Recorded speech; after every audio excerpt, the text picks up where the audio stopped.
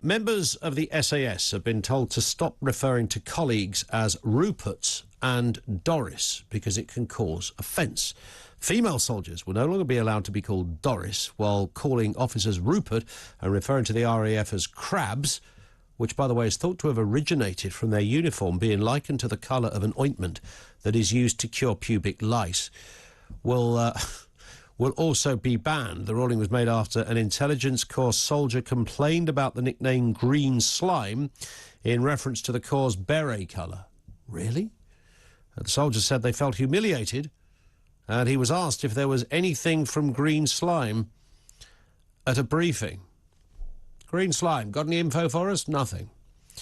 Major General Tim Cross is a retired Army officer. Tim, good afternoon to you, sir. Good afternoon. Am I right to feel a little incredulous by this story, or have I missed something here? No, I don't know. My wife said to me before I came on, she said, be very careful about what you say, which is interesting in the context of this stuff. And I have to say, I'm getting pretty bored with it, if I'm honest. Yeah. My best mate was a para, and paras wear blue berets, purple berets, the old parachute brigade. Yep. And anybody who wasn't in the parachute brigade was known as crap hat because it was brown. And it was, it was fun. It was part of the way that the military work. Of course. It's a deep sense of humour. There's an ability to fight together on a battlefield and die together and all that stuff. And this rubbish about not being able to use words like Rupert and so forth, which have been around for ages. Of course.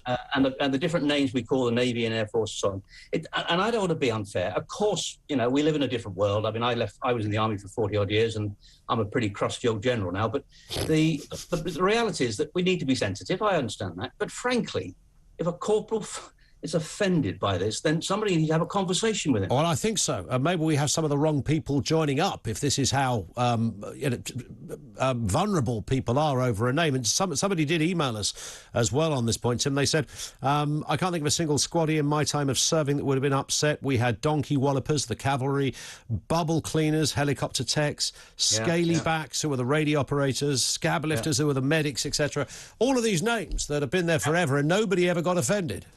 No, absolutely right. And the problem today, and again, I recognise, where I come from on this to a degree, but we do seem to be living in a society that increasingly half the world goes around waiting to be offended by the other half. Yeah. And the reality is, in a democracy like ours, free speech, etc., somebody needs to start standing up against this stuff.